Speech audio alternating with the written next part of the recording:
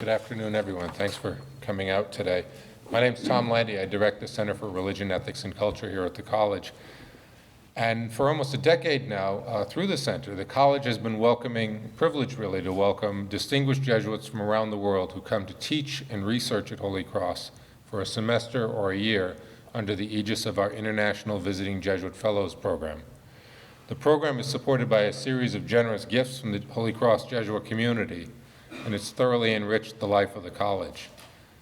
It enriches our course offerings for our students. It gives the fellows time and resources to pursue scholarship, to collaborate with American scholars, and to build a better sense of a Jesuit global community.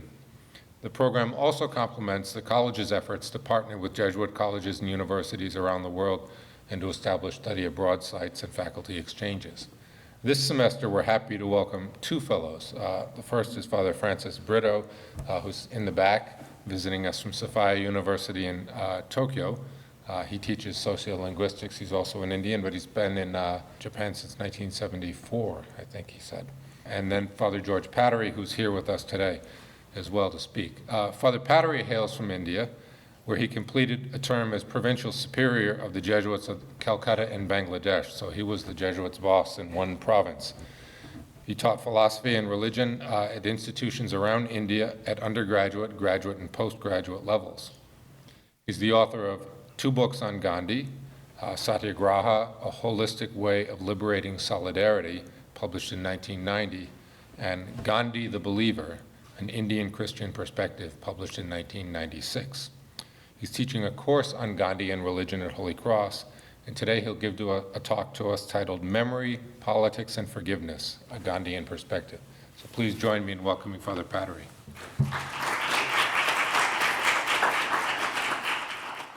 Thank you, Tom, for this warm welcome. Nice seeing you all. This afternoon, I'd like to present something on Gandhi and his perspectives on memory, politics, and forgiveness. As was the custom with Gandhi, let's begin with a moment of silence, invoking the inner spirit who dwells within us to heal our memories, to lead us on.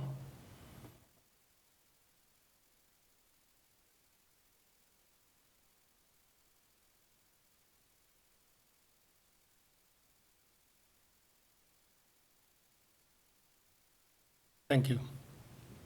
I will take about half an hour to present my paper or my points here, and then I look forward to some interactions with you.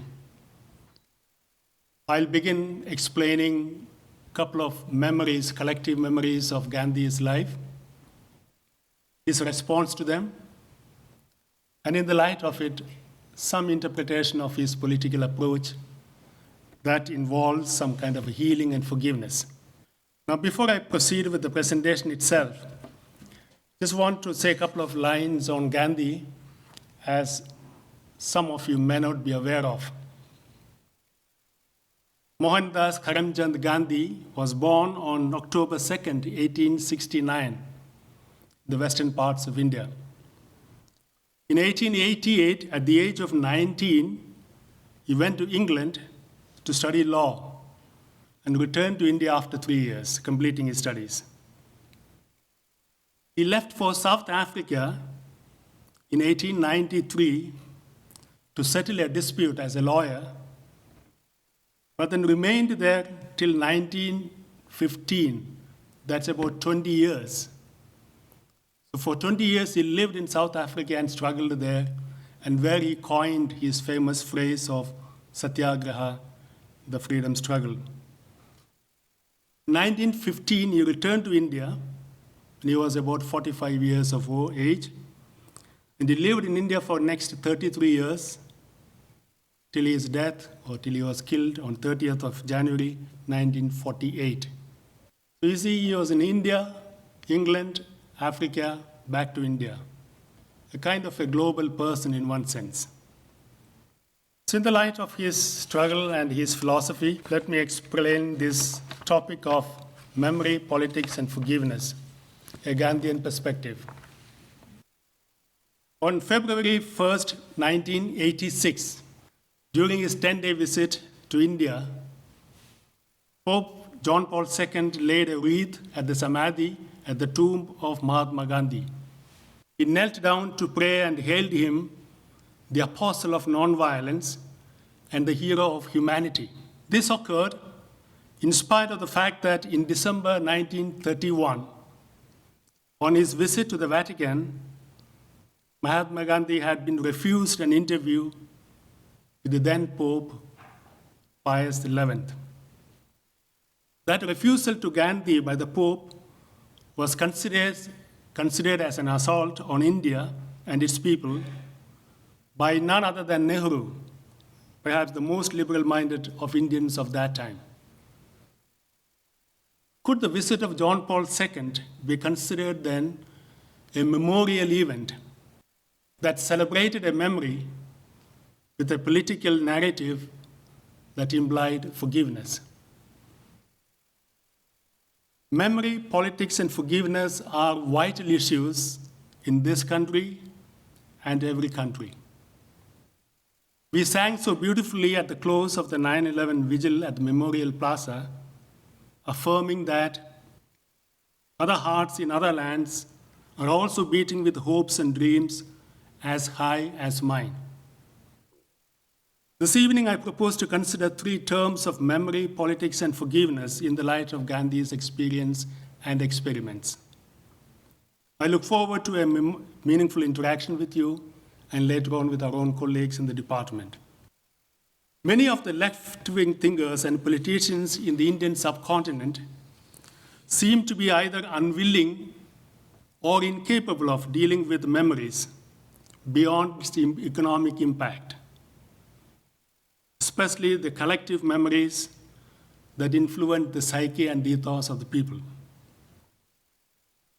Many on the right-wing side want to stay out and stay put on memories, especially on hurt memories, in order to create or demonize the other and propagate an aggressive agenda. I believe every nation and every people has its own specific defining memories, some of them uplifting, some downgrading. Gandhi was, to my mind, a genius of the masses. He was closely associated with the memories of people, either creating them himself or influencing them. It's debatable whether he was more a maker than an influencer or both of memories. Let us now deal with memories, some personal, one personal memory, one semi-personal memory, and two collective memories in relation to Gandhi. This might invite some conversation regarding our own responses to memories today. A personal memory in Gandhi's life. As mentioned in his autobiography, Gandhi had a traumatic memory of his father's death. He was serving his father at his deathbed. At some point in that time, he was tending to his father. He left his father's bedside and went to his wife, and in his own words, he was indulging with his wife. His father died without him being present at his deathbed. The impact of the event produced memories of guilt that Gandhi remembered 4 decades later when he wrote his autobiography. His response to this memory is one of struggling with duty versus desires. The emerging image of Gandhi is one that moves towards an ascetic or a celibate in later life. Did he forgive himself for the behavior that he remembered 4 decades later? Eventually, he moved towards a life of celibacy, a much debated and controversial aspect in his own life. The second personal memory, maybe semi-personal, to recall is the incident of racial discrimination in Marit's book, The Capital of Natal, when he was pushed out of the train in South Africa in the middle of the night, in South African winter cold. Although he possessed a valid rail ticket and was proceeding to engage in a lawsuit, at the complaint of a fellow passenger who did not want a colored man to travel in his compartment, the guard threw him out of the compartment and left him helpless on a railway platform in the middle of the night. The impact of this racial discrimination and hatred was significant in his life. His response to the memory of that event was a prolonged and enduring conscientization of the people to resist discrimination. The image of Gandhi that grew out of this memory is one of a non-violent crusader against every kind of injustice. Eventually, this crusade led him to discover the method of satyagraha, holding on to truth at all costs.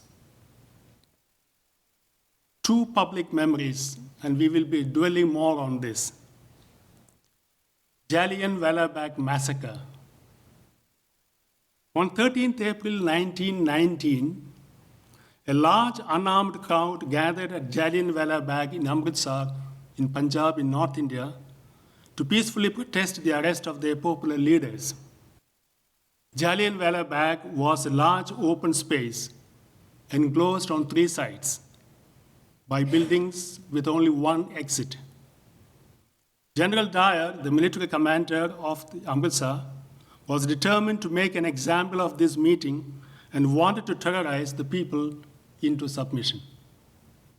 He surrendered the Bagh with his troops, closed off the exit, and ordered his soldiers to shoot into the crowd with their rifles.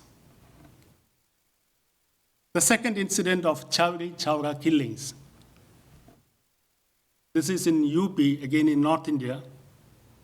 Though the majority of Indians supported non-cooperation movement against the British, some supporters did not share Gandhi's conviction that violence had no place in the struggle. On February 4, 1922, approximately 2,000 protesters assembled and began marching towards Chowri Chowra market in Uttar Pradesh. Armed policemen were dispatched to control the situation while the crowd marched towards the market and started shouting anti-government, anti-British slogans. In an attempt to frighten and disperse the crowd, the police fired warning shots into the air, but this only agitated the crowd, who began pelting the police with stones. With the situation getting out of control, the sub-inspector ordered the police to open fire on the advancing crowd, killing 3 and wounding several others. Reports vary on the reason for the police to retreat, some claiming that the police ran out of ammunition, while others claim that fear of the crowd's unexpected courageous action to the gunfire was the cause. Whatever be the case, in the ensuing chaos, the heavily outnumbered police fell back to the shelter of the police station, while the angry mob advanced. Infuriated by the gunfire into their ranks, the crowd took revenge by setting the police station ablaze, killing the 23 officers trapped inside. These two public occurrences of mass violence happened at a time when India was, as a nation, responding to the call of non-cooperation, to the British colonialism. The entire nation was getting ignited and united. At the occurrence of violence, however, Gandhi withdrew from the Satyagraha, in the first case from Bardoli, and from the non-cooperation movement in the second case. He began to fast to make reparation and asked people to engage in village reconstruction work. The force of violence against the masses and by the masses impacted him, and he felt let down. That people did not understand the meaning of nonviolence in Satyagraha.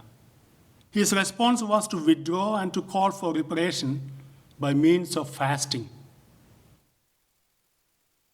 The image of Gandhi that emerged from these events was that of a victim.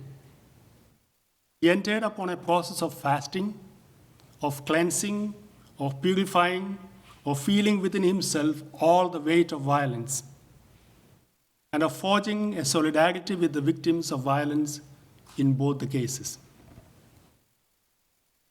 Let's look at Gandhi's response.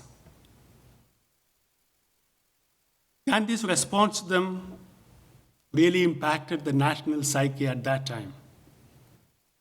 The occurrence of violence in both instances created feelings and memories of hatred and revenge. These were based on the perception of oneself as victim and the other as victimizer. Memory also reproduces a surprising perception of oneself as being considered by the other as enemy, right or wrong. These perceptions led to the construction of the other as the enemy, both by the victim and by the victimizer. These feelings and attitudes feed and perpetuate memory.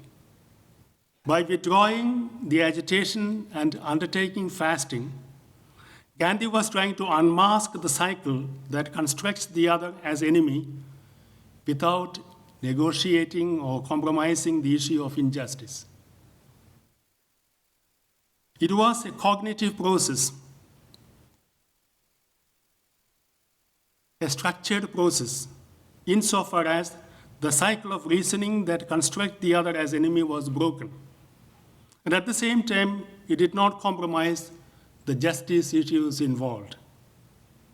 It was also a non-cognitive response, an emotive one, insofar as the element of suffering, or rather self-suffering, was incorporated. This prepared the ground for not perpetuating the memory as hatred and revenge, but he tried to absorb the pain and suffering, feeling it within himself and in solidarity with the victims, and thus not allowing it to fall on the other. Such behavior germinated a new seed. For Gandhi, this was the response that was to be operative in our homes and in the world at large. There is an implied politics in this, to my mind. Gandhi was advancing a political response to the violent situation. It was a special brand of politics, as he enunciated on clear terms. Politics for Gandhi meant pursuing in life that would enable human beings to realize their genuine goals. He calls it dharma, the duty, the religion, the ethics of life. It is to order artha, economics and wealth, and karma, one's desires and passions, in view of realization, the moksha. This is the final goal. Such a pursuit of one's dharma, which is one's duty or religion, is part of life, part of politics. In one sense, politics embraces all aspects of life. In another sense, it is focused on taking us to the goal of self-realization. Politics, dharma, is meant to enable the human beings towards that end. For Gandhi, the separation of politics, religion, economics, and love are artificial. Together, they form one whole, ordained to the development of all. He called it sarvodaya, the development of all, and the proper ordering of each one of his self-rule, Swaraj. One might find here a resonance with the principle and foundation of the spiritual exercises of St. Ignatius of Loyola, to order everything in view of the end, to engage artha and kama, economics and passions, insofar as they lead us to the end. Politics at this stage and to this point is a very cognitive process for him. There is a non-cognitive dimension in violence and in memories related to violence. In recent times, René Girard has brought our attention to the mimetic cycle of violence. Desires take a mimetic turn and often result in violence in order to be like or conquer the other. That mimesis is often irrational.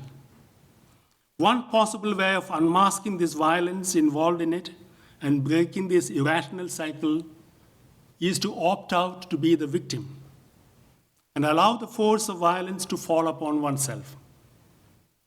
This will, in response, bring about reconciliation. Swiss Jesuit theologian Raymond Schwager has elaborated on this Gandhian thesis, applying it to the death of Jesus on the cross. Without going into the details of Gandhian thesis, its merits or demerits, one can say that Girard throws light on Gandhi's approach.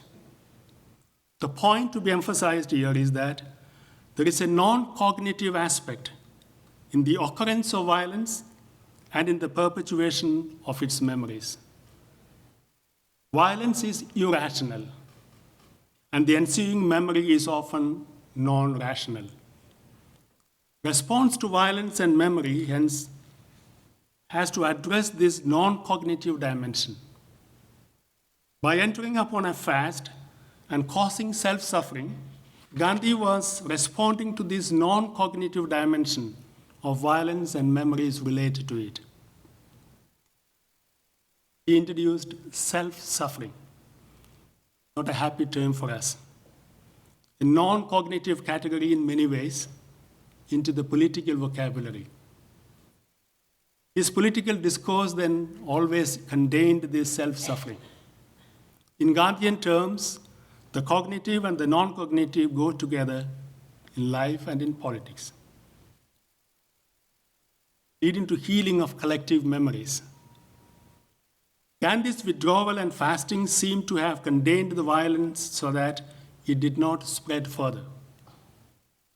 Withdrawal is a drawing within to listen to the voices of violence within, and also to resurrect the voices of non-violence by listening to the still small voice within.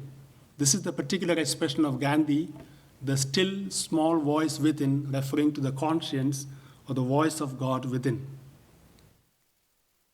Withdrawal is meant to give healing touch to the memory of violence. Withdrawal and fasting seem to operate as catalysts to contain violence and to elicit a compassionate response from others. Self-suffering thus became a political discourse to purify self and violent memories. It reaches out to violence through compassion. It appears that self-suffering through fasting enabled Gandhi to identify with the victims of violence on both sides. Such identification seems to have initiated a process of healing without compromising the issue of injustice. Solidarity in suffering unmasked the cycle of violence. This process of healing implied that he recognized his own impurities, the lack of nonviolence within himself and among the people. This is a self-perception that is different from the normal self-perception, and it is a qualified one, because it does not allow oneself to be perceived as enemy, as enunciated by the enemy, by the adversary. Such self-perception in turn invites and implies a reversal of the process of demonization of the perpetrator of violence. Such a process of reversal is the beginning of forgiveness. Self-suffering and fasting in the face of violence is a political act of healing the memories and inviting forgiveness. At least that is how Gandhi seems to have envisaged the process. By doing so, politics get enlarged into a non-cognitive phase, and memories get healed through a process of forgiveness. There seems to be a moral force employed in using fast as a political response. In Gandhi's reckoning, self-suffering is intended to reach out to the adversary, to the victimizer, in non-violent love, and to encourage him or her to review their attitude or action. It is to employ one's soul force to reach the soul force in the other. It is an enabling act, not meant to be an enforcing act. Couple of lines on the soul force as a political power. Soul force is a political power of a different order. Who can gather the victim and the victimizer in such a self-suffering act in order to celebrate the memory and heal the wounds? Gandhi's personality, his moral stature, seems to have played a vital role in this politics of healing and forgiveness. By his fasting and self-suffering in South Africa and his engagements in various struggles, by 1920s, he had acquired the status of a moral force to be reckoned with. However, at that point of time of this violence, he was not yet the undisputed leader of the nation. Gandhi himself would consider soul force as the agent of this brand of politics. By soul force, he meant the inner power of a seeker after truth, who is ready to hold on to truth to the point of death in a non-violent way. He is non-violent because truth is beyond and above him. He respects the many-sidedness of truth. There is deep love and compassion even as one is committed to truth and justice. As for Gandhi, even one person,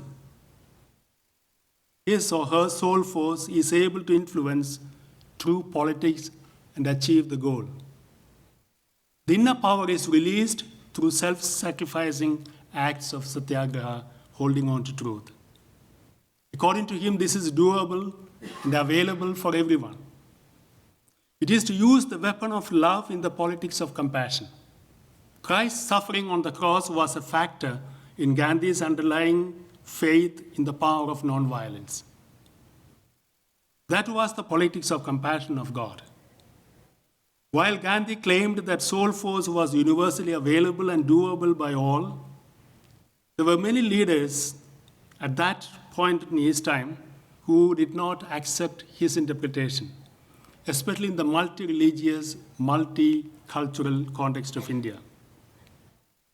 The universal dimension of satyagraha, based on soul force, was perceived by people of different faiths differently. That was his challenge.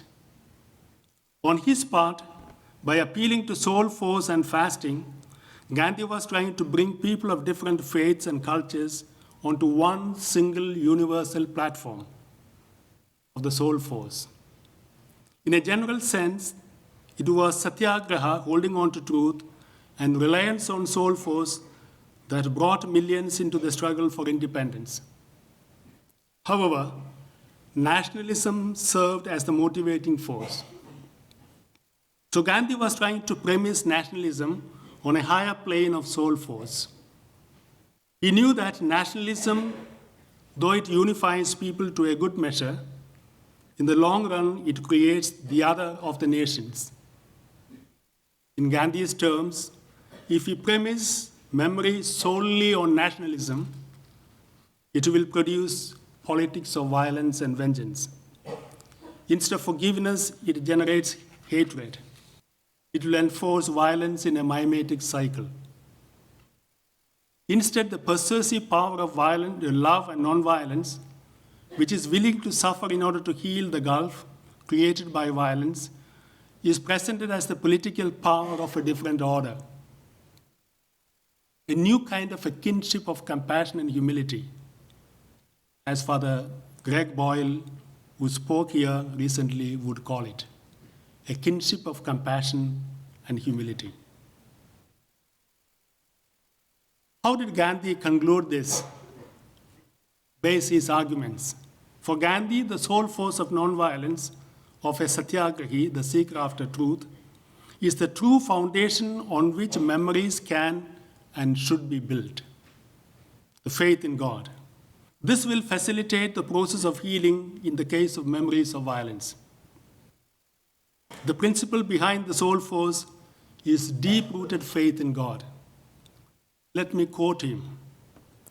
Man's ultimate aim is the realization of God, and all his activities, social, political, religious, have to be guided by the ultimate vision of God. The immediate service of all human beings becomes a necessary part of the endeavor, simply because the only way to serve God is to see him in his creation and be one with it. This can only be done by service to all. I am part and parcel of the whole, and I cannot find God apart from the rest of the humanity. Unquote. The goal is to found a non-violent society based on absolute faith in God. What about politics? Politics, then, in a narrow partisan sense, cannot be the sole arbiter of collective memories. Nor nationalism, qua nationalism, is capable of healing collective memories without evoking violence or demonizing the other. The cognitive and the non-cognitive dimensions of collective memories require a primordial principle greater than nationalism and politics in order to heal and forgive and effect justice. I want to repeat this as a thrust of this argument. The cognitive and the non-cognitive dimensions of collective memories require a primordial principle greater than nationalism and politics to heal and to forgive and to bring justice. Gandhi places faith in God as the true primordial principle to heal and to forgive collective memories. Unfortunately, our God is too small. God has been made sectarian. Jesus Christ has been claimed in a sectarian way.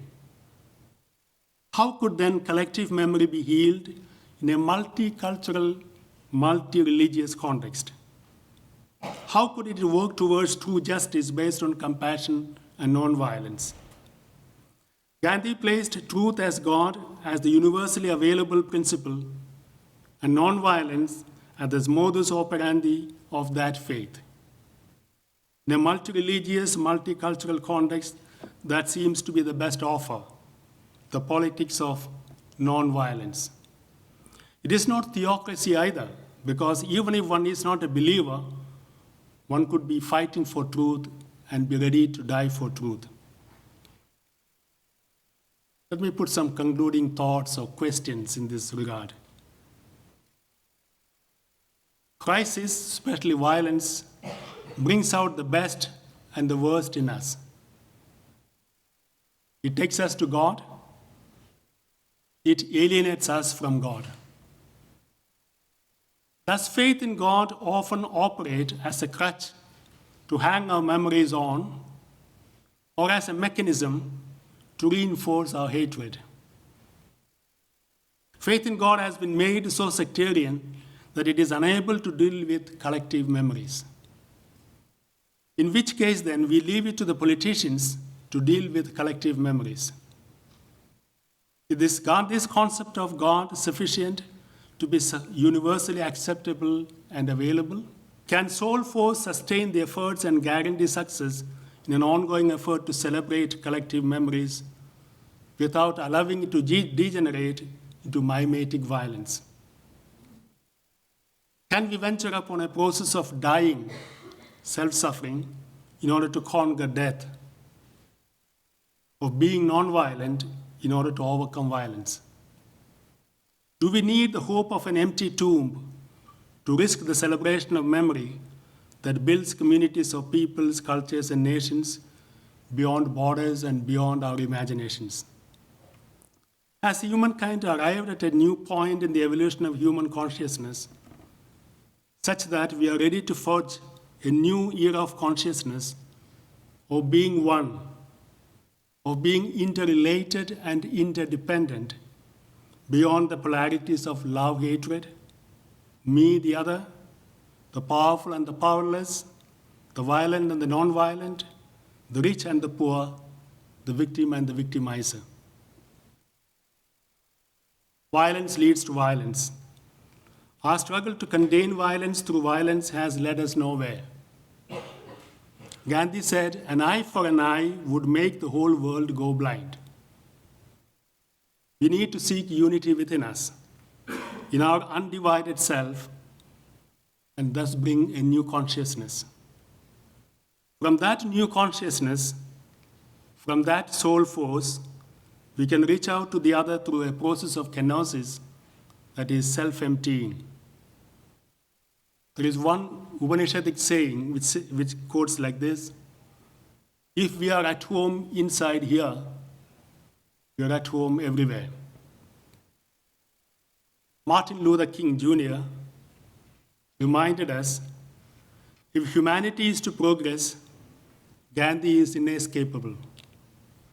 He lived, thought, and acted inspired by the vision of humanity evolving toward a world of peace and harmony.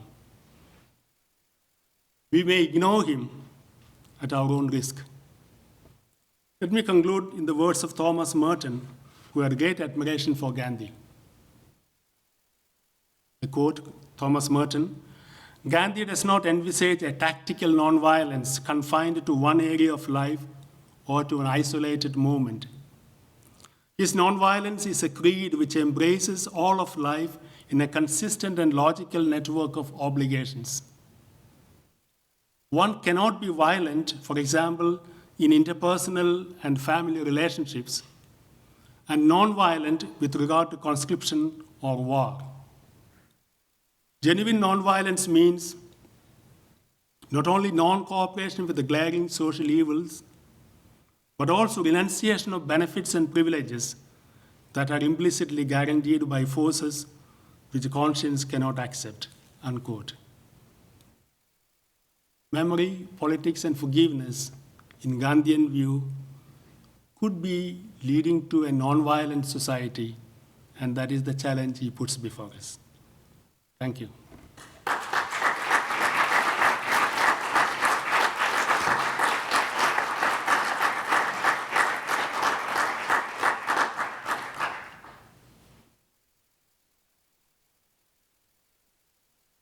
Welcome to interact. Any additions, clarifications, complimentary comments, questions? I may not answer them all.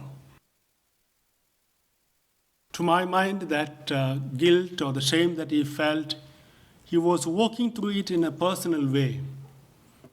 And his response to that seems to be moving towards a life of complete celibacy. That way he thought he got out of the shame by overcoming, in his words, desires and passions. But then, as we know in all the writings of Gandhi and about Gandhi, by Gandhi, this particular point becomes very controversial. Because till the end, he desired this element of the desires and passions to be dealt with at a deeper spiritual level. So to my mind, yes, he looked at it and he kind of overcame it and became, in that sense, dispassionate about it. Ever since Gandhi's approach, the fasting has become a political organ, political instrument. And it has been done successfully by many people, but rather unsuccessfully by many people. The recent one of Anna Hazare, then there is one point that is to be admired. The issue that he was fighting for, corruption, the graft, that was the real issue. And that his fasting method enabled to bring that into the limelight of the nation. But I think his approach in some ways, his dealings with people or the opponents, his inability to negotiate, and his inability to rationalize on it, that I think is lacking some of Gandhian perspectives. But I think the approach is right. The details were yet to be built up. The politicians use that, as you mentioned, Modi in Gujarat, but I think that is part of a political gimmick. I don't think that he was sincere about it, nor do people take him seriously on that. But the inner dimension, the philosophical dimension or the personal dimension of self-suffering aspect of the fasting and reaching out to the other in compassionate love and able to discuss and deal with and dialogue with the other, that part is missing in many of the attempts in the modern times. They use it as a political moral force, but they don't imply all the details of it. So you find a unity in all the great masters of the world and the wisdom of the world in Buddha and in Gandhi and in Jesus Christ. He would compare that. But I think what Gandhi has done is that he's not employing it at the personal level of self-suffering for the sake of the other. That the vicarious part is not there so much in Gandhi. What he's doing, this self-suffering should elicit a common response from the people, and the people should employ it at the larger scale. Therefore, he was not doing it for the people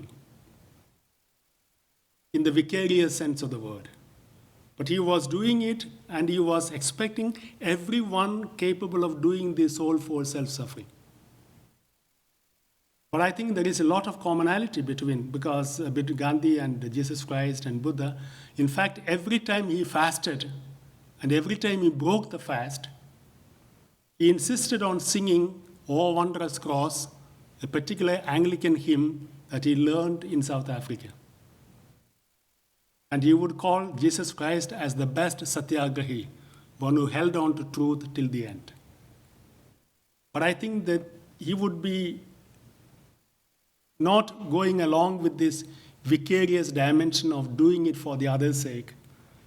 Rather, he would invite everybody has this soul force within him or her, and each one is capable of going through this self-suffering and enable a non-violent, self-suffering, compassionate world of itself.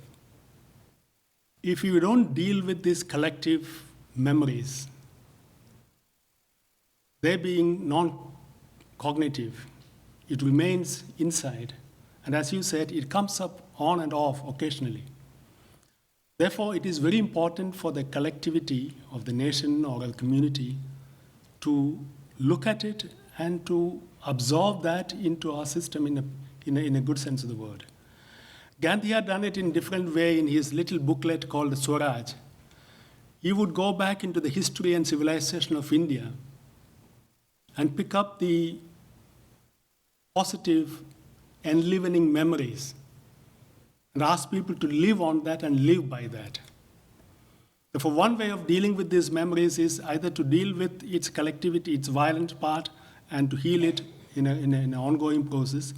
The other side of it, enlarge the collective memories that are very positive, which are not used by people or which are not lived by people in today's world, and to project that as a propeller for the future.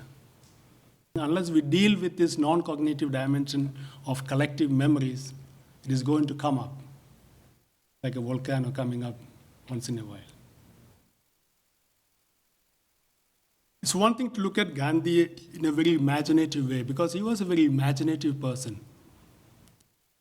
He would pick up symbols to celebrate, to recollect every memory. And I can quote a number of symbols that in his life that he used so powerfully. The most powerful one that has been captured the attention of the international audience is that march towards Dundee to the seashore to make salt against the British law. That caught the imagination of the people across the world. And what he did, he just walked about 100 miles over a few days, and people collected after him and went along with him to the seashore. And on the seashore of different parts of India, people went to the seashore, made salt as a symbolic act of defiance. Those kind of memories still enliven people today to build a national psyche and also to fight for individually in our own life, in my own life, to personally commit to truth and nonviolence. The second question, how did that influence, that event in Maritzburg in South Africa influence him? I think it influenced him tremendously, so that the entire process of finding his political struggle of satyagraha, he developed in those 14, 20 years that he lived there because of that one incident of discrimination. It opened his minds and hearts how much the ordinary people, who most of them are uneducated, indentured laborers, how much they would be treated unjustly in that kind of a situation. Therefore, that propelled him to find a method of fighting against, at the same time, not accelerating the violence and injustice, but to solving it through non-violent struggle. Therefore, I think that particular incident, though I wouldn't say that the only incident, has been instrumental in evolving this methodology later in his life. But there are others who would question the importance of that event in his life. But I think he recalls that in his autobiography, that itself is a witness, is a testimony that this had impacted him a lot. Thank you. Thank you.